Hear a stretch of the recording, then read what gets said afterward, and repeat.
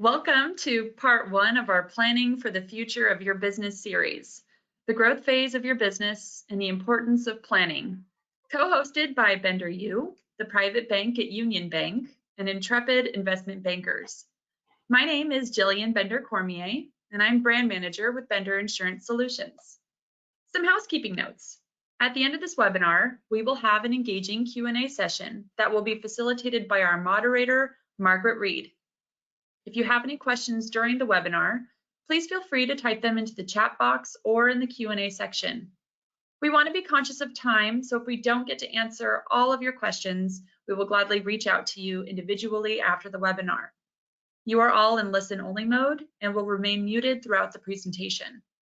This session is being recorded, and we're also providing a copy of the slides following the webinar. I will now turn today's program over to Margaret Reed, a director and senior portfolio manager for the private bank at Union Bank, who will be moderating our event today. Margaret, the floor is yours. Well, thank you, Jillian, and welcome everyone to today's event. As Jillian mentioned, I'm Margaret Reed and a senior portfolio manager at the private bank at Union Bank, and I'm honored to be here today with my esteemed colleagues. So let me introduce first Gary Rabishaw from Intrepid Investment Bankers, which is a subsidiary of MUFG Union Bank. Gary is one of the co-founders of Intrepid and the head of commercial and consumer technology. Gary has more than 3 decades of experience advising middle market clients on M&A transactions, private equity capital raises and financing, and his background includes time also at Barrington Associates, Wells Fargo, and Bank Paribas. Gary has also been recognized in various industry awards and frequently lectures on M&A topics at Pepperdine University. Welcome, Gary. Let me next introduce my colleague, Min Yu, a director and senior wealth strategist at Union Bank, the private bank. Min works with our team of specialists in wealth planning, investments like myself, risk management, fiduciary services, and banking based in Los Angeles. Min works with our high net worth clients, business owners, and corporate executives to design sophisticated wealth strategies to build, sustain, and transfer wealth based on their unique priorities.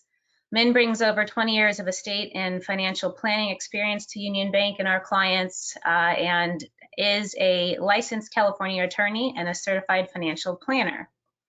With that, let's get started with today's agenda. We will first hear prepared remarks from Gary on strategies to prepare your business for sale, or what is called a liquidity event. One of the objectives of today's content is to point out that most successful business sales have a common thread. They were well planned, both in preparing the business to be most attractive to a buyer, but equally important in preparing the owners and their families to control taxes on the business sale and also prepare for the life transitions that occur post-transaction. Those latter topics will be more detailed in that part 2 of our series, which will be on November 18th. After Gary's presentation, I will then moderate a brief panel discussion with Min alongside Gary before we open up the Q&A session for all of your questions on today's topics. But before we begin, we want to remind you that all of the wealth planning strategies have legal, tax, and other implications, and that you should, of course, consult your legal or tax advisor before implementing or amending any plan. With that, I'll hand the call to Gary to begin his prepared remarks. Gary? Thank you. Thanks, Margaret. Really appreciate that. And thanks to Bender for having us here. Always appreciate the opportunity to speak to business owners and entrepreneurs. It's sort of what why we wake up each day. And this is a bit of a quick agenda of what we're going to cover. It's only about 15-20 minutes, and then hopefully really get into a back and forth in Q&A discussion. So first, just going to start talking a little bit about who we are, what's our background, the kind of companies we work with, a little bit about the things that we have seen as success factors for preparing for a liquidity event, and then kind of thinking a little bit more about what are different options available to business owners, and how do you drive value, and then open up the floor. You heard a little bit of my background, appreciate that. I joined this firm, Barrington Associates, back in 2000. It was a firm started by my partner, Jim Friedman, back in 1982 to really provide white glove service to business owners when they're thinking about a sale or liquidity event. You can see the history here. That firm was acquired by Wells Fargo Bank, and we were all there for a period of time. And then we left back in 2010 to start Intrepid to really get back to our roots, working with middle market companies, and then had the good fortune of partnering up with MUFG and Union Bank back in 2019. And just quickly, today we're about 60 people across the firm. We are one office here in West LA, and primarily focused on sell side, buy side, and financing advisory for middle market companies. And we have a fair bit of deep industry expertise across a number of different sectors. Really diving into what we do, very briefly, mergers and acquisitions. This has to do with, again, finding a potential buyer for your business, whether that's a private equity firm buying a piece of the company or selling out to a large competitor, or doing another transaction similar. On the capital market side, that would involve raising debt, raising equity. A lot of scenarios that we get brought into are one partner buying out the other, or you have an acquisition candidate and you need outside capital, or in some cases the business hits a challenging period, and we help them restructure their balance sheet to take out existing lenders and bring in new lenders, or help get through a tough period. We do quite a bit of these transactions as well. It's probably about 80-20 between mergers and acquisitions and capital markets and across our firm. This gives you a brief sense of the type of companies that we work with. I don't know exactly who's on the phone today, but I know it's all business owners, and we work with a pretty broad spectrum of companies. The values range sometimes down to 25, 30 million, all the way up to $1 billion. We've done a few over $1 billion. And we try to put together some criteria for things that are a good fit for us. Every situation is different, every company is different, and we always try to be helpful, even if we're not the right advisor. I believe we're going to give this out as a leave behind, so I won't get into all these line items here, but this gives you a sense of where we sit in the market. Here's a quick snapshot of several deals that have been happening with us over the last year or so, and maybe 9 months. It's been a very active time in the market. I know one of the things we'll talk about later is whether or not this is a good time to be considering a liquidity event. The markets are about as robust as we've seen in decades, and so we can talk more about that. But this kind of is a snapshot of the different types of businesses, not household names, not generally brand names, but these tend to be niche leaders in their categories, and that's an area where we specialize across these various industry sectors. So enough about Intrepid. Really just thinking about the liquidity event, and every company that we come across is either thinking about this now, or 2 years from now, or 5 years from now, or 10 years from now, and it really doesn't matter what your time horizon is. There's really a common set of actions that we find as best practices that really enable a business to get a transaction done. What we like to say is, when you go to sell your company or raise capital, about 100 things can go wrong and only one thing can go right. The thing that goes right is you get the big wire when we close the transaction and really set yourself up for the future. But unfortunately, there's many stumbling blocks that sort of make getting a transaction done more difficult. And so what we focus on in these types of discussions is really how do you prepare, and what are the things you need to be focused on. So stepping back, sort of who are the folks that come to us to seek our services? Entrepreneurs entering uncharted territory. I have a client right now. He started a business in business school about 6 years ago. They're just getting up to 70 million. He never thought the business was going to get above 10 million. And so, he's saying, I need to bring a partner, or I need to put my business inside a larger company, because the sophistication needed to grow a business from 70 to 250 million is very different than what it took to start it up. So we get a lot of those cases. Someone who's ready to do a transaction to diversify their net worth, but wants to keep a stake in the business. This is where the private equity option comes into play. We do a lot of transactions with entrepreneurs in their 30s, 40s, 50s, sometimes 60s, who are saying, hey, you know what, I can take some money off the table, play with the house's money for another exit in 5 years with the right partner, and perhaps the stake I retain in the business in my first transaction could be worth more than, or worth more 3 years from now than what I would have gotten today. Sometimes we get owners that are ready to move on, and they're done with the business, and don't have kids to transition the company to, and are just ready to enter the next chapter of life. And so that tends to lead more to a strategic buyer, where the owners can sell and transition out fairly quickly. And then we get a lot of situations where the owner isn't even involved in the day-to-day, and it's really an opportunity for the management team to find a partner or a new buyer to give them kind of the next step in the ownership of the company.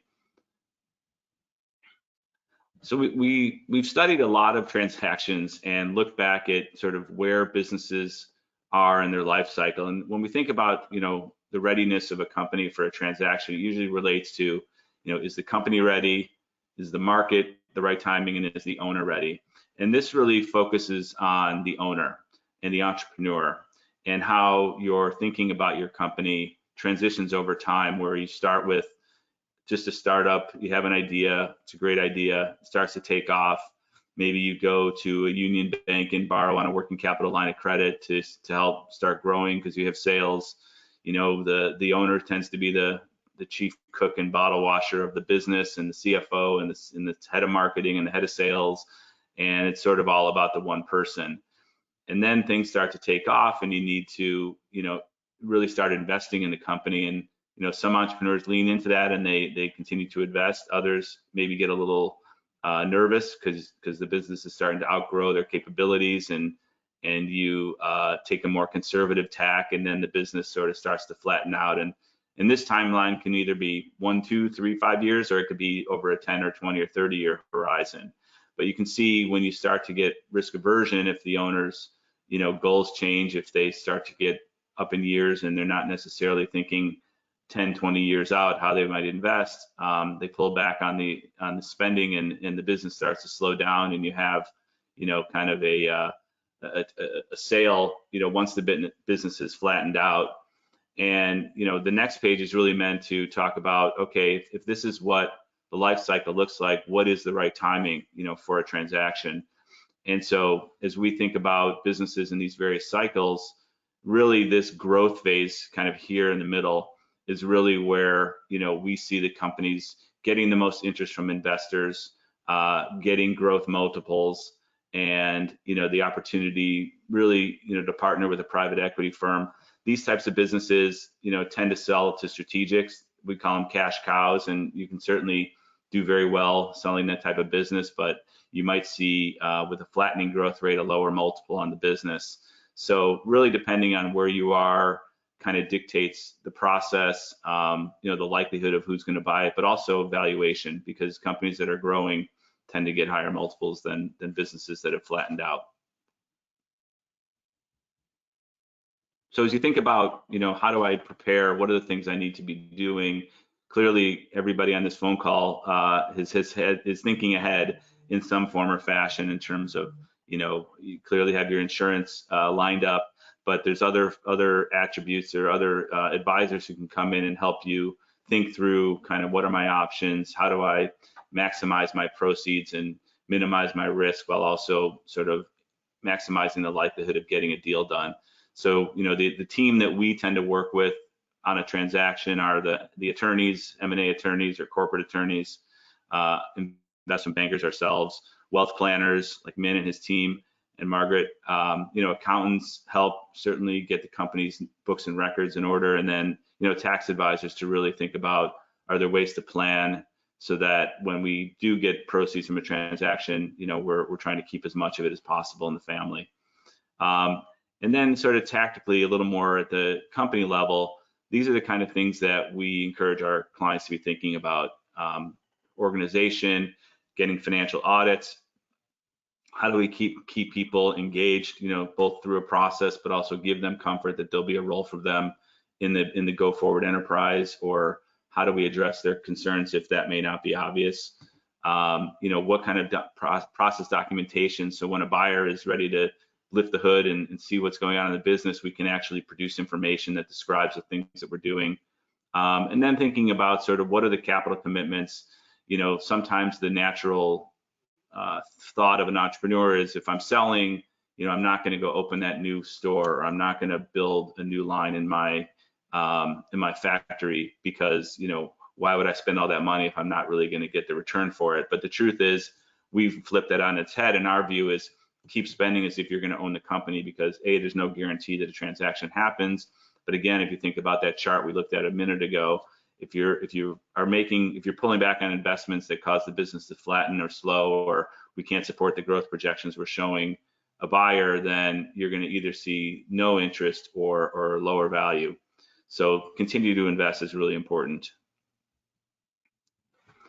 I think this gets into sort of another level of the same analysis, and the kind of questions that we talk to our clients about, and hopefully company owners are thinking about these things. But we often, for instance, the first one, we get introduced to a business that they're a diversified company, they have a number of different business lines, but some of them are very attractive and others are low margin and legacy, and just because that's the way the business was run, going way back. And sometimes a business like that is more challenging to sell, because you either run into a situation where you're doing too many things at once and nothing really great, or a strategic buyer comes in and says, we really like part A of your business, which is 80% of the company, but you have this side business that is a small piece that's more of a distraction or something that buyers don't value. So really thinking through your company strategy and making sure that you're in thinking about which direction you would like to go from a sale perspective, whether it's a financial buyer or a strategic buyer, making sure that your company is aligned to that. What are the holes? And this helps also think about which buyers might be interested. If you're really good at something that a certain buyer has a weakness in, or vice versa, that's a good selling point and a good strategic hook to bring them to the table. Just building a 3-year strategic plan. Many of our clients never really do that. It's all in their heads, and they have a good vision for the business, but either can't articulate it or haven't articulated it. And so that's something that's a good practice to do, in any event, whether you're owning it or planning to do a transaction. These other pieces, speak to risk. Concentration is certainly a negative when it comes to selling your business, whether that's one company that's 50% of sales, one supplier that's a huge supplier, a heavy contract, with the government, for instance, that might be a big profit contributor. So trying to think about how you can mitigate those things.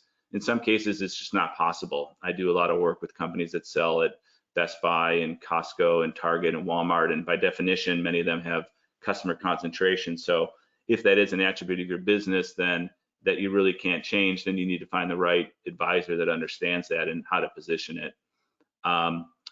Management team fortification is another piece that's important. Sometimes there's number 2, number 3. First, this relates to a succession and transition plan, making sure that you have a message to a buyer of what your plan is for your management team if you are stepping away, that heir apparent, but also making sure that your team is comfortable going into a transaction, that in the event they get nervous, that you're talking to a strategic buyer and there's an obvious synergy and they're it. How do you kind of make that person feel comfortable, either through a sale bonus or through some sort of retention piece? We mentioned this over and over again. Invest in a high quality CFO. I think if there's any dollars that our clients wish they had spent coming into a process, but maybe chose not to, it's that CFO piece, and maybe I'd put audits in the same bucket. There's no substitute for strong financial management. As I mentioned, a lot of things go wrong in these processes, and the biggest thing tends to be when the buyers come in and scrub the numbers, they're just not clean, or they haven't been done properly, or the business visibility and forecasting is very weak because they don't have strong financial controls. So those are the kind of things that we speak about in terms of certainty of a deal. Other things, again, a lot of this stuff is very straightforward, but you'd be surprised how many companies don't do this. We oftentimes get introduced to a business and for some reason they have 10 or 12 different corporate structures, just because the business had grown slowly over time. and they had to open up a new country, so they opened a new entity, or they opened up a new retail location, it was a new entity, and all of a sudden they have 6, 8, 10 legal entities, and maybe some of them are owned by the same shareholder base, but a couple are owned differently because they gave the manager, equity in a piece of the business, but not the whole business. And trying to unwind those structures at the time of a transaction or to harmonize them is very challenging. And so that can be a big blockade to getting a deal done. So if you find that your business has gotten to that point over a period of years, it's worth sitting down with a lawyer, accountant, or even somebody like us to help think about how do we fix this. Separating personal expenses, certainly a very common theme in our world is owners, run personal expenses through the businesses, have family members on the payroll, things that are very common, but making sure that you can either articulate exactly where those are and quantify it, or even start dialing it down as you approach an exit, is a good strategy. We'll talk a lot about taxes, and I know our friends at Union Bank there will talk a lot about tax planning, and that's probably more for your the second session here. But this understanding the deal type, asset versus stock, having flexibility in how you sell your company, which sort of goes back to your shareholder base and how the company was set up, is important. You don't want to be stuck with a C corporation, a closely held C corporation that is very limiting in terms of how you can exit and what the tax consequences are from a buyer. The next one, talking about just being organized with your information. Once we get into a data room situation and you're talking to a buyer and they're digging into the records, you want to make sure that things are accessible and have been documented properly.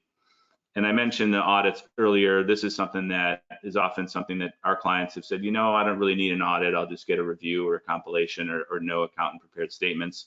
Again, I think we almost require it at this point. If you haven't had audits or accountant prepared financials prepared, then we'll require a quality of earnings review as part of any preparation. And a quality of earnings review is an accountant coming in and basically backfilling and creating an audit and testing all of the basic kind of financial soundness of your EBITDA and your balance sheet and things of that nature. So if you've been getting audits all along, I think it can mitigate a lot of potential due diligence risks. More detail here, contracts. These are other areas where you can get tripped up in a transaction, maybe a lease control, and the landlord is a very difficult person and everybody's ready to close and the landlord won't return your phone calls. Or, we have a lot of clients that have licensed products, and sometimes if you have a big license with, say, somebody like Disney, there's a whole change of control process, and then there's usually costs associated with that. And if these things aren't understood and factored in going into a transaction, then they become 11th hour problems. So the next one, even in writing, I sold a company a few years ago that sold a chemical product where the main ingredient was a kind of a proprietary formulation that they had been buying from a family friend for 30 years. And there was no documentation as to who owned it, how they would maintain that supply. And, we had a very large public company buying that business who said, what, we appreciate that it's a friends and family deal that's 30 years old, but we really can't buy this business unless we document that. So we were pretty much ready to close elsewhere, but this became a major issue that set us back 3 or 4 weeks to try to negotiate and explain to this long-term partner why there needed to be a change. So understanding where there's a risk associated with contracts is very, very important. IP, if you're a more technology-oriented company, buyers will do code tests for software. Make sure you're not infringing. Again, if you've been well managed, this shouldn't be an issue, but sometimes these things also come up at the 11th hour. Labor, another area of heavy due diligence. There's a lot of things you can do on the labor side to make sure that you're compliant and don't run any risks. This second one here, non-exempt versus exempt. There's been, I'm sure many people have seen a lot of public cases of companies getting sued because they've been misclassifying employees. So if you're in a labor-heavy business or a contractor-heavy business, that's super important. And this retention of key employees I talked about a few minutes ago. So I'm going to keep moving quickly here. thinking about different options, this is sort of the taking out an IPO, which most of our clients, and I suspect most on the phone, wouldn't be interested in. This is kind of the various options that we see people evaluating when it comes to liquidity events. One is keep the business, distribute the earnings, transition from one family member to the next, or do an ESOP, something that's more along the lines of status quo, and we're going to keep the business in the family forever.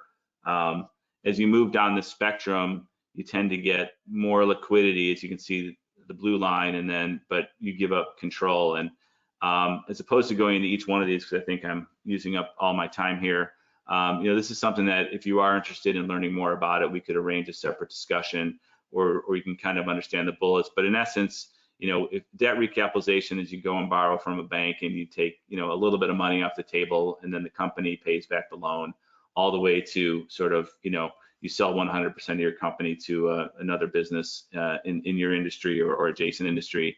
And as you can imagine, when you do that, you've given up control entirely. So, and then the middle two, minority and majority, relate to doing transactions with private equity firms where you keep either a big chunk of the business or just a small chunk. So going back to kind of thinking about what is it that drives value, and why do some companies trade at 6 times EBITDA, others at 12 or 15 or 18 times EBITDA? And it's a little different, and I think this is another thing that is worthy of a little more time than we have today, but really understanding kind of, if you're thinking, I want to sell and I would like to exit as soon as possible, then you might think, hey, I need a strategic buyer, because that gives me the opportunity to step away. Financial buyers are usually thinking, I'm backing this team and positioning the business to grow and sell in 3 to 5 years. So you're sort of a quasi buyer and seller in these transactions, because you keep a material piece of your proceeds on the table. And what these groups look for are a little different, as you can see here. And strategic buyers like focus, brands that fit their categories, areas where they can help. If you have a great product but you don't have great distribution, a strategic buyer could be they could say, oh, we'll buy your business and we'll push it through our distribution. If you're an excellent brand but you aren't great at sourcing or design, maybe they have those expertise, et cetera. And they're really thinking about, how do we build on the strengths that we have. Financial buyers are a little different. They like growth. Obviously, both parties like growth, and what we call platform potential, which means, can I buy this business and then either through organic growth or through a series of acquisitions, build it into something much more substantial. And so that's kind of key, and that really relates to the management strength, the technology strength, the strength and quality of the team, et cetera. And they're more okay having kind of a diversified business, because scale for a private equity firm is actually important in terms of, like, I have a client right now that's in 3 different businesses that are fairly distinct, but together it's about 30 million of EBITDA. And any one individual business might be tough for a private equity firm to get their arm around, but together we had a fair bit of interest in that, and scale helps them borrow more money and really see multiple avenues of growth. More things, we talked about these things, kind of diversification, scalability. This recurring and predictable revenue is also important, and this is where you see kind of a step function difference between businesses that have highly predictable revenue and even on a contractual basis recurring revenue. They tend to trade at much higher values than a business that maybe earns more over a 5-year period, but it's much more lumpy, contract, project-based, less predictable. These are, this example on the right here is much more challenging for getting leverage, which drives private equity values. And also, this company, my guess, has less visibility in its business than the one on the left.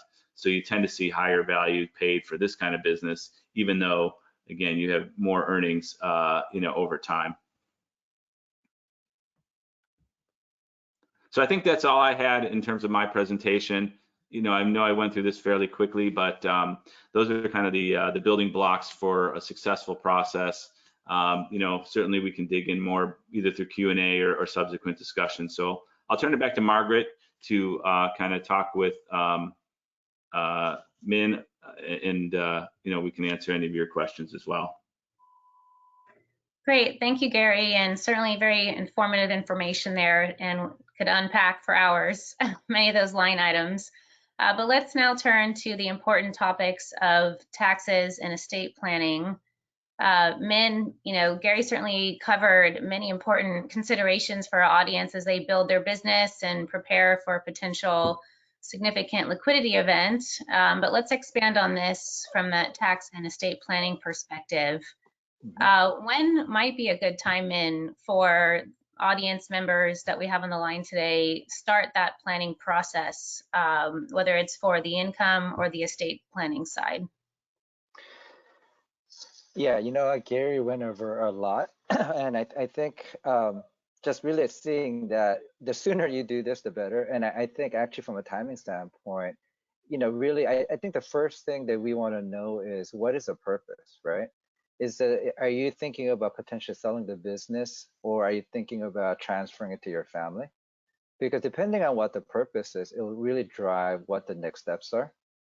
And I think oftentimes our clients are so busy trying to grow the business or just run it that they don't really sit back and think about what it is that they want, right? And I know we'll go over. There's a lot. One of the things that I think Gary talked about was, are you training the next succession, in terms of managing the business if you want to keep it in the family. And I remember having my first difficult discussion with the client where the client was one of the larger carpet installation and distribution business, and they had 2 children, and one was actually becoming a CPA. The other one, I believe, was still in school, thinking of going to medical school. And I asked, well, because the parents wanted, typically whenever we go into succession discussion, they always say that their kids will take over. But hearing what the kids are doing now, I said, are they interested? Do they have any passion like you did? And they said no. I'm like, well, you shouldn't give it to them. And they were a little shocked. And I actually, thinking back, I was a little bit earlier in my career. Maybe I should have said it softly. But the reality is, if you don't have the kids ready, trained, and passionate about it the same way you are, it's going to fail. And so for them, it was actually a better thing to just think about getting the business ready to be sold rather than transferring over to the next generation. So I think having that discussion early on is really important, because if you are trying to grow the business, then we do need to think about what are some of the income tax preparations we could do. And one of the other things I think Gary mentioned, which to me is really important, is more often than not, when you start a business, you start with an advisor, your CP and your attorney, who are either someone that you knew or growing up, or someone that was referred to you. And if you're successful, and I always say, if you're sitting across the table from us, you've done a really good job growing it, but your advisor may not be someone that may be a good fit. And it's not to say that it's going to be like that for every situation, but if they're not adding value, and from a tax standpoint, one of the things that I always ask is, how often do you see your CPA? If you see your CPA once a year, right before April 15th, they're doing tax compliance work. They're not doing tax planning, right? You can't do planning until if you don't execute on your tax prior to the end of the tax year, then you haven't done any planning. And you're always kind of scrambling to pay tax, or you're surprised that you made more money at the business, so you have to pay more taxes. We don't want to be surprised, with the tax, especially as we're trying to get ready. So kind of going back to your original question, Margaret, sooner we get involved, the better. And I would say minimum 3 years to 5 years. And one of the areas that I see really, that I really want to get involved more in advance is, from entity structuring. Again, Gary mentioned this, right? You have, I love clients who are real estate investors. They have one LLC for every single property, which again is overkill. I always ask, how many times have you been sued? None. I'm like, well, where do you have it?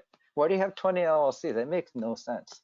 And again, we just need to understand what the purpose of those structures are. But at the same time, I also agree with Gary that if you have a business, I think the example he gave was, you have a business where 80% of that business is doing great, but you have 20% that's kind of dragging the overall value.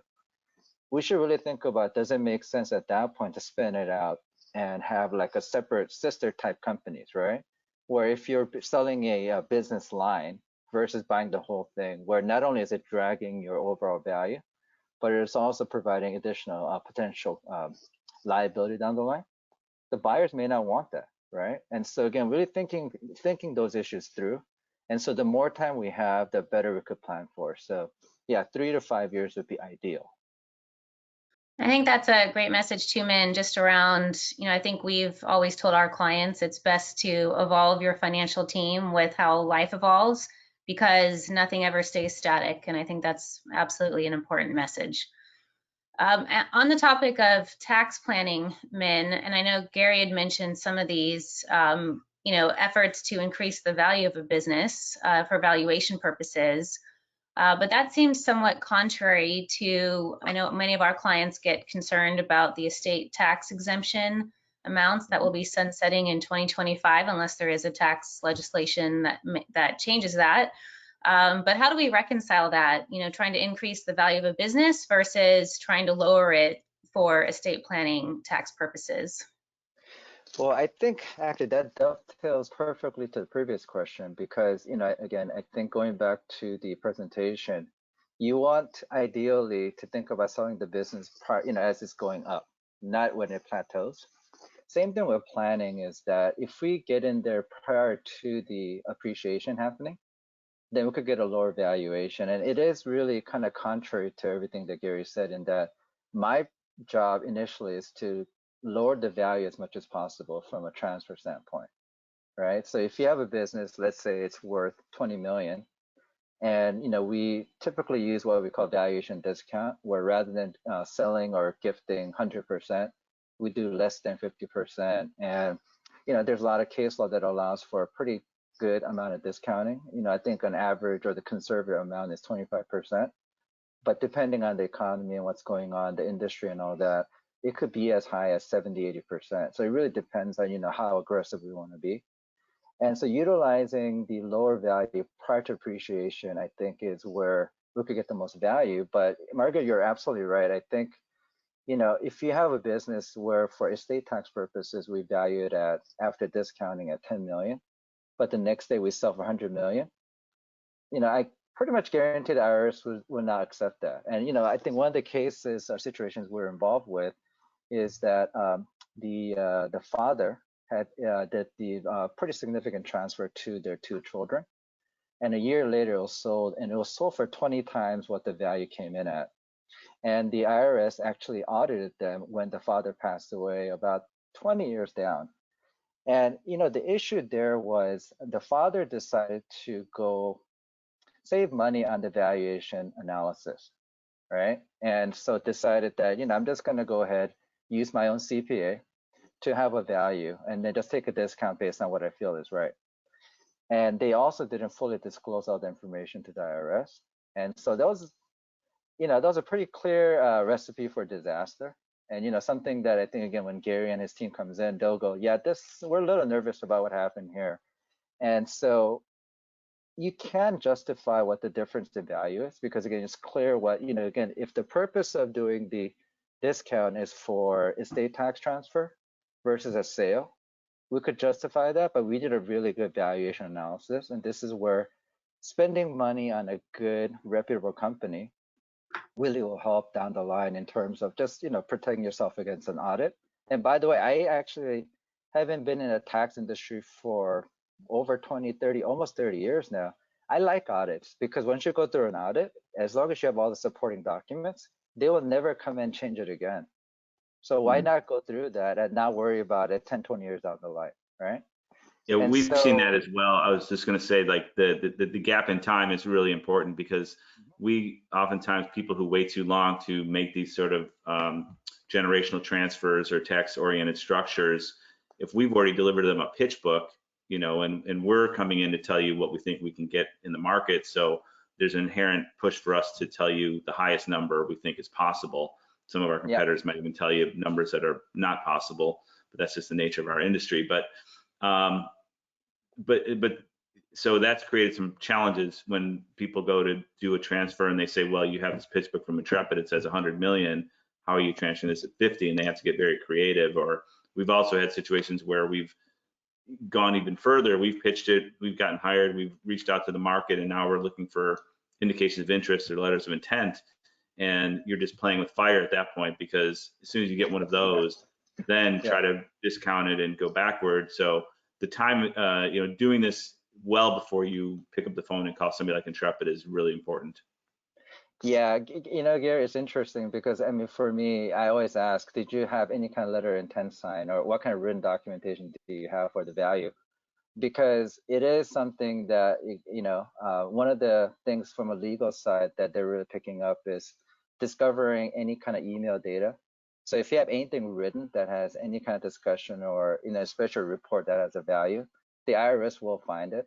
And so it's not like we're trying to hide anything, but we're trying to be smart and really kind of giving enough time. And I would say that if I want to be super safe, 2 years prior, between the low valuation for estate tax and a high value for sale, I think that's gives me some comfort.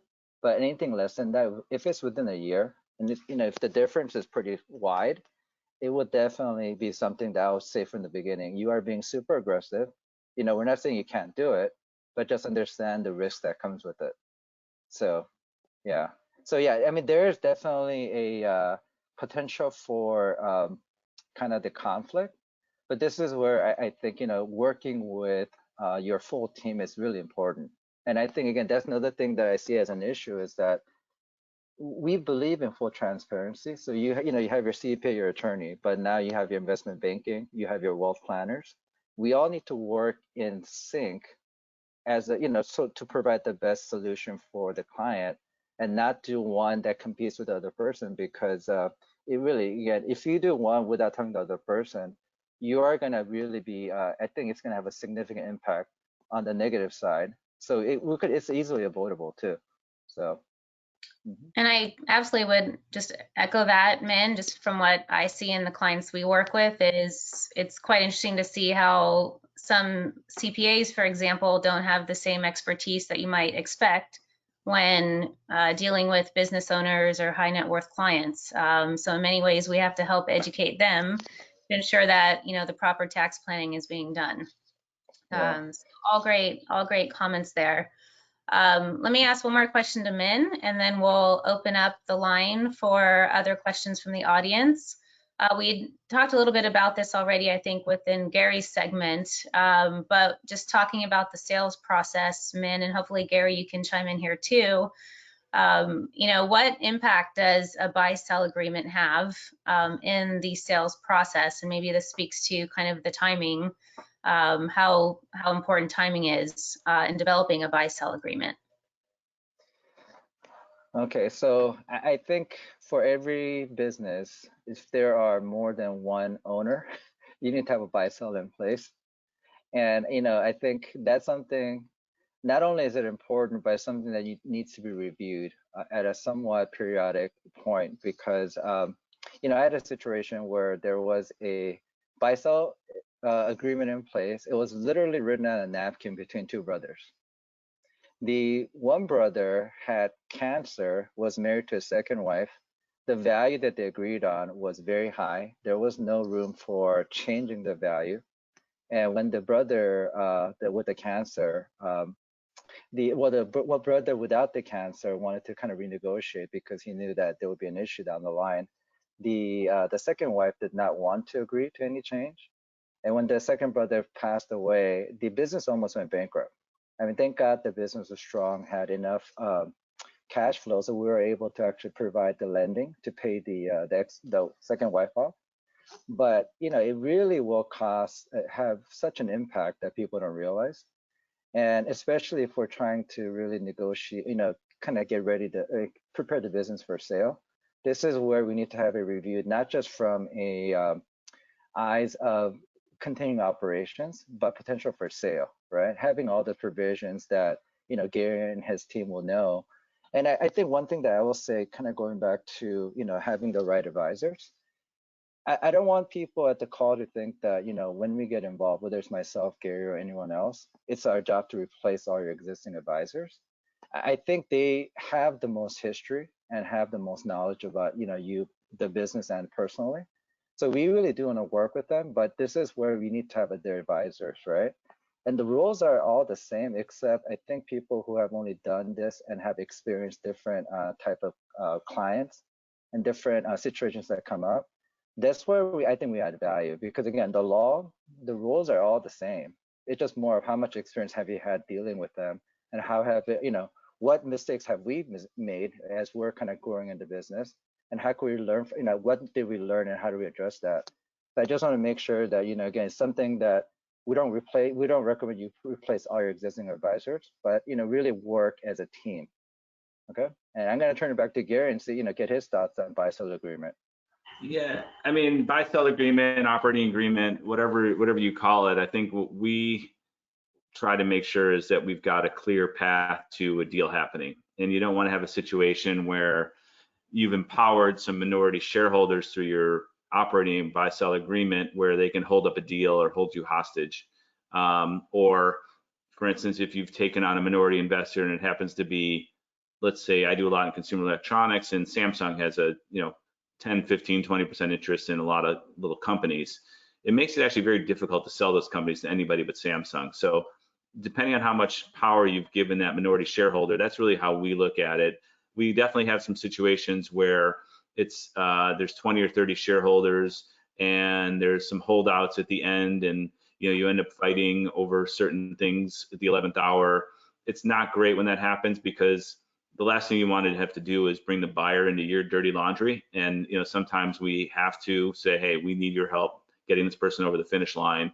And you just transfer a lot of the discussion to unproductive things and give leverage to people who are in a minority position, shouldn't necessarily be in a leverage position, but all of a sudden, because of the way your documents were structured, or a buyer says, hey, getting their consent is critical to close, is a required consent for a deal, it puts that person in a position to say, well, I know I'm only owed 500,000, but I want 2 million to sign this document. And so that's the key that we look for, is who has the leverage and how do you, try to button all that up before you get too deep with the buyer, because you don't want it to happen at the 11th hour.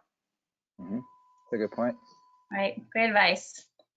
Well, thank you both, Gary and Min, for this informative discussion so far. Let's see if we have any questions from the audience. And as a reminder, audience on the line, if you do have any questions, you should see a right-hand panel that you can put in your questions in the question section, or even in the chat function too. We'd be able to see that.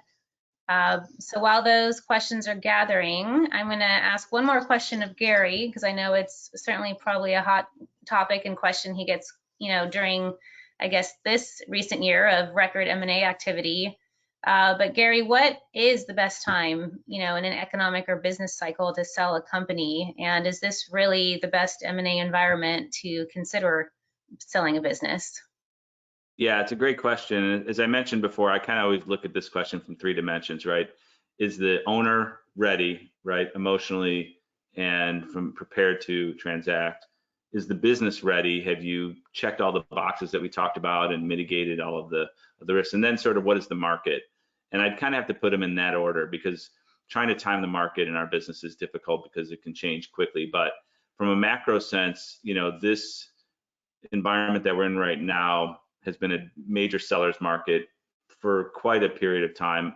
Is really a function of just the amount of capital that's out there chasing deals, whether it's private equity firms or large corporates with big balance sheets, and and sort of a stagnant macroeconomic environment. Businesses are growing 3 to 4%, but they're telling their shareholders they want to grow 8 to 10%. How do you do that? Through M&A. And there's so much capital in private equity, uninvested. Every day that goes by that they're not writing checks, their pressure grows on them to put money to work. So that, and then plus you add in a fairly loose kind of Fed and leverage environment, maybe outside of the commercial banks, but a lot of funds. All of that sets up a very, very strong deal economy. That being said, if you've got a business that's 80% Walmart and you're stagnating, even in the best market, you're going to have a tough time, selling your company. Or if you have a situation where the business, if you can't withstand due diligence because you didn't do the right financial preparation, or you have such a reliance on any individual, for success, or any one customer or supplier, it's still challenging to get those deals done in any environment. But if you have a business that's growing, is attractive for the reasons that we went through on that what do buyers value slide, there's probably been no better time than this past year. And The only thing that I would say offsets that a little bit is because of that, there's so much activity right now that, and a lot of it's, I think, focused on trying to get a deal done this year to avoid, potential capital gains increases. It's actually, the market's flooded right now. And so in a flooded market, all the service providers are overwhelmed, investment bankers are overwhelmed. The buyers don't want to look at new deals. So if you're thinking about doing something, I wouldn't say going out between now and the end of the year is a good idea, because the ship has sailed and trying to close a deal this year anyways, and you're going to face a lot of headwinds getting attention. So my sense is a lot of the underpinnings should exist into next year, and with all of the activity that's hopefully concluding here by the end of Q4, my sense is there will be, we'll start getting phone calls again from buyers in mid to late January saying, hey, we're ready to look at new deals, and that'll be a good time, I think, to go out.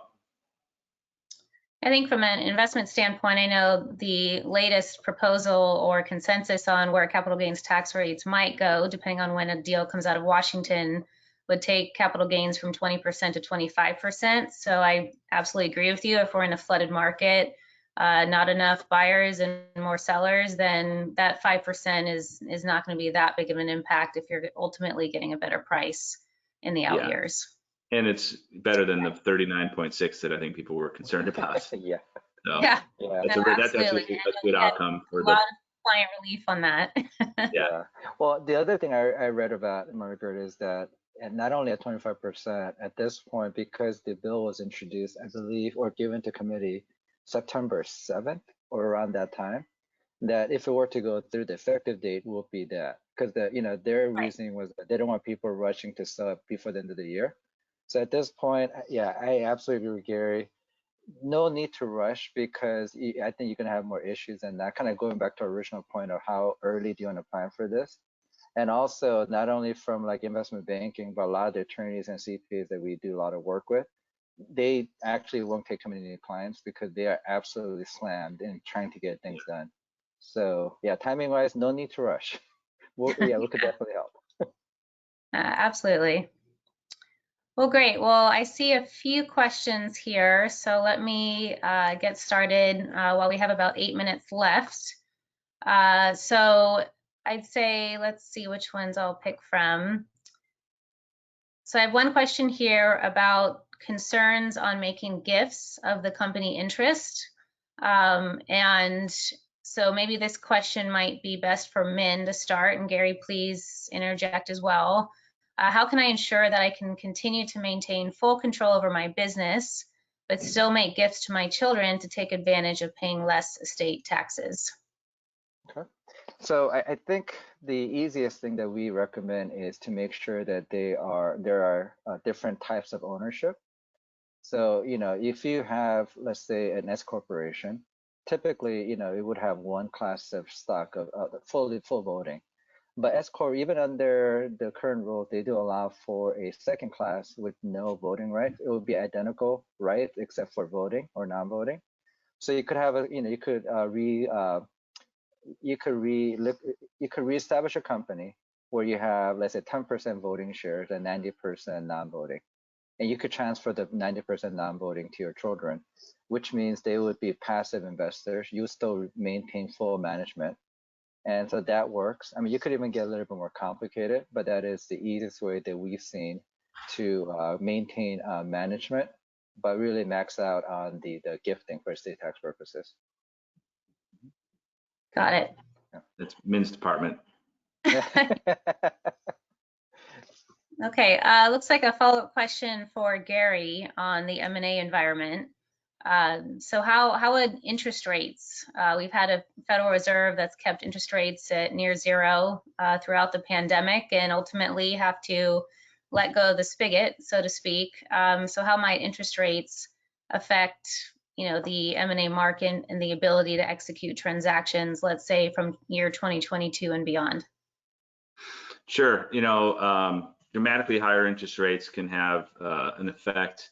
And I think it really depends on what size of transaction you're talking about. I would say that the kind of highly leveraged transactions, which tend to be 20 million of EBITDA or greater, 200 million plus size deals, probably have a little bit more of a direct link to interest rates than say, a smaller transaction because of the amount of borrowing that usually goes into those deals, particularly if it's a financial buyer.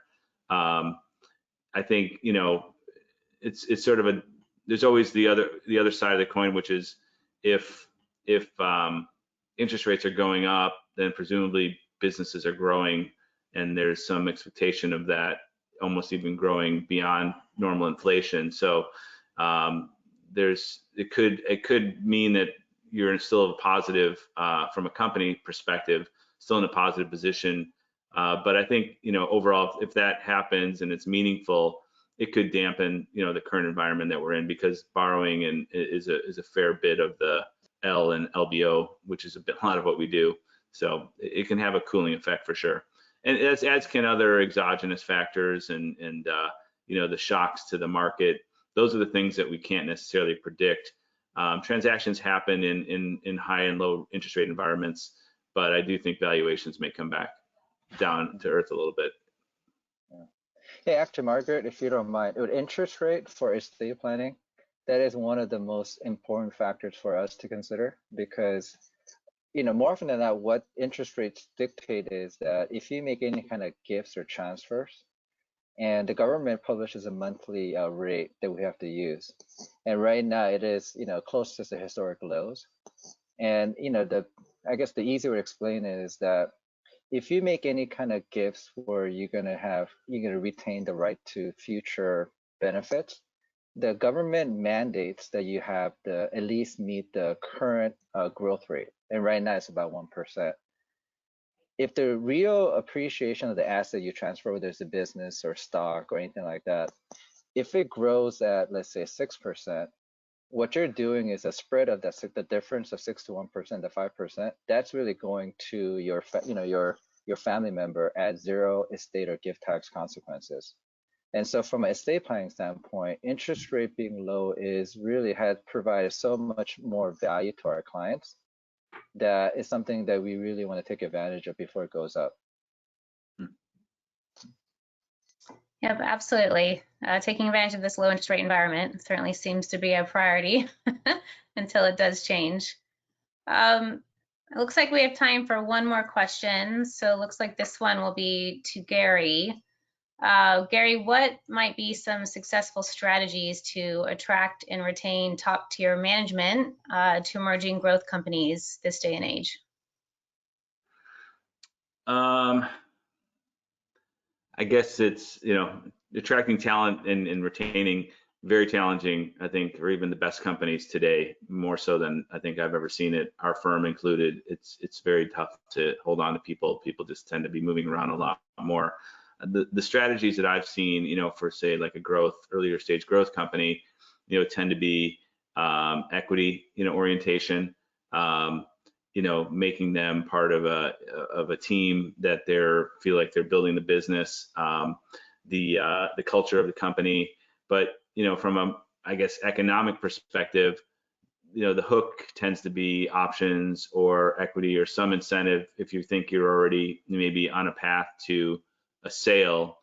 We had a company that we sold earlier this year that brought in a very high power COO, but already had hired us, and they had to convince this person that there was opportunity to make a nice chunk of money if this transaction was successful, and having this person on board really helped bolster our story, so much so that throwing them a couple $1 million for a year of work on top of their salary was worth it. Because one of the holes that we identified and others was you have a great CEO, but you have nobody behind him. So that was a really important piece. So they gave him a kind of a package that was tied to our process that was already started, and then also position that person as, to the buyer as somebody who could be a great asset, for the acquiring company. So, obviously giving them some economic interest in your business, but also, depending on how near term an event might be, some indication that there could be a path with the buyer as well, tends to attract that kind of person who's a go-getter and a star. And I think being open with your intentions too. I mean, some business owners may not have been so transparent with this person and said, hey, we're selling the company, but obviously in this case they were going to find out. But I think just transparency too in this day and age is critical. Great. Well, that will conclude our great event here today. And on behalf of Intrepid and Union Bank, we want to thank Bender U for this great opportunity to get in front of you all today. So with that, I'm going to hand the call back to Jillian for closing remarks.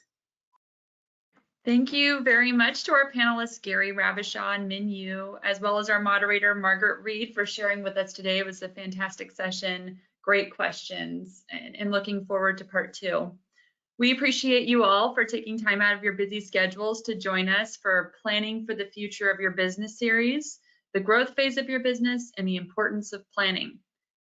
About part 2, please join us for this on Thursday, November 18th. We'll be sharing the invitation, which will include the link to register following today's session. As a reminder, this presentation has been recorded, and both a link to view the recording as well as a copy of the slides will be shared with you later today. Should you have any questions that arise after our webinar, please feel free to reach out and we'll be happy to help.